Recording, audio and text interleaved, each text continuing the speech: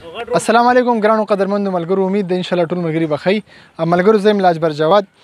ملګرو نن تاسو ته دا پلاټینګ ما ښودلو دلته چې کوم دی د جمیل چوک نه تاسو په 10 منټه فاصله باندې د رینګ روډ جمیل چوک نه په 10 منټه فاصله باندې د زندۍ سر نه جوخه په 15 منټه فاصله باندې پلاټینګ شوی دی.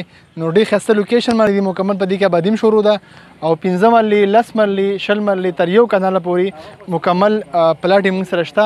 په دې کې 20 فوټه لار او 14 فوټه لار باندې موږ سره پلاټونه شته. نو که تاسو ته ښکارېدل د جوخ دې سره چې کوم دی جومات هم دی، جومات دپاره چې کوم دی ځمکه هم وقف شوې ده. نو په دې کوم ملګري تاسو رابطه کوئ، په سکرین باندې به چې کوم تاسو نمبر چلیږي په دغه نمبر باندې تاسو رابطه کولی شئ او انشاءالله تعالی ښه په ارزانه باندې او ښه مزدار لوکیشن باندې.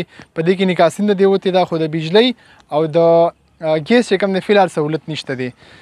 دا کور هم جوړ دی، ورسره دا بل کور هم دی، دا نور کورونه هم تاسو ته به ښکاري. نو انشاءالله تعالی آبادي به دې کې روانه ده.